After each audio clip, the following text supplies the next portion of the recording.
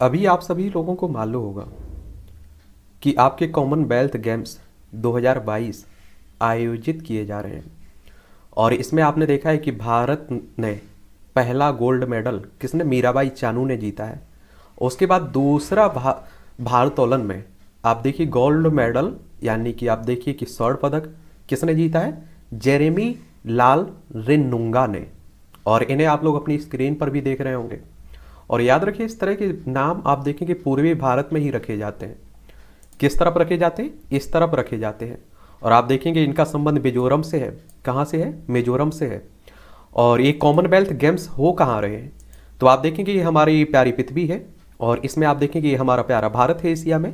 और यूरोप में आप लोग जाएंगे तो यूनाइटेड किंगडम जाएंगे आप लोग, तो आप देखेंगे लंदन इसकी राजधानी हो गई। और यहाँ आप लोगों को देखने को मिलेगा क्या, बर्मिंघम। और यहीं आपकी देखिए यहाँ आपके आयोजित किए जा रहे हैं। तो इन्होंने गोल्ड मेडल जीता हुआ है। और पिक्चर देख लीजिए, इनके माता पिता हैं, आप देखिए।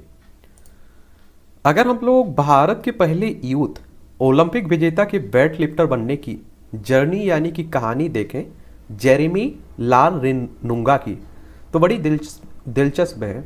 और इनके बारे में हम लोग सब कुछ जानने की कोशिश करेंगे। सिर्फ आप देखेंगे 6 साल की उम्र में ही इन्होंने अपनी जर्नी शुरू कर दी थी।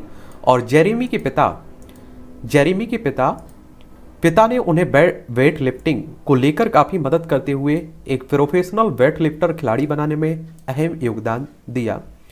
और जहां आप देखेंगे जेरेमी के पिता ने अपने 5 बच्चों को बॉक्सर बनने की उनका हौसला बढ़ाया, लेकिन जेरेमी की किस्मत में कुछ और ही था, वो वेट लिफ्टर बन गए। जेरेमी लाल रिनुंगा का जन्म आप देखेंगे 26 अक्टूबर सन 2002 को मिजोरम के आइजॉल में हुआ था। और मिजोरम अगर आप लोग देखना चाहें तो मिजोरम के बारे में जान लीजिए। देखिए आइजॉल इसकी राजधानी है। और इससे आप देखिए कि आपका म्यांमार की सीमा लगती है। और आप देखें कि इसकी सीमा बांग्लादेश से भी लगती है। और यहाँ अगर आप देखें तो विधानसभा में 40 सीटें हैं, राज्यसभा में 1 सीट है, लोकसभा में 1 सीट आपको देखने को मिलेगी। और आपको मालूम होना चाहिए कि देखिए वहाँ इस तरह के नाम लेने में बड़ी कोई कठिनाई नहीं होती होगी, लेकिन हमारे तरफ आप देखिए अलग ही नाम रखे जाते हैं, सीता, गीता, राम, श्याम, समझ रहे हैं। तो हमारे यहाँ आप लोगों को आसानी होती है यहाँ नाम लेने में। तो आप देखेंगे इनके जेरेमी के पिता लाल नेहत लुंगा एक पूर्व बॉक्सर खिलाड़ी रहे हैं। साल 1990 में जेरेमी के पिता नेशनल लेवल के बॉक्सर खिलाड़ी रहने के साथ 6 साल तक अविजित रहे हैं, यानी कि कोई विजेता नहीं रहे। सभी को भरोसा था कि वह एक दिन महान बॉक्सर खिलाड़ी बनेंगे और जिनको देश पर गर्व होगा, लेकिन वह विश्व स्तर पर अपनी छाप छोड़ने में कामयाब नहीं हो सके। और जिसके बाद उन्होंने अपने बेटों को इस खेल में भविष्य बनाने के लिए हौसला बढ़ाया, लेकिन जेरेमी ने अपने लिए कुछ अलग ही सोच रखा था।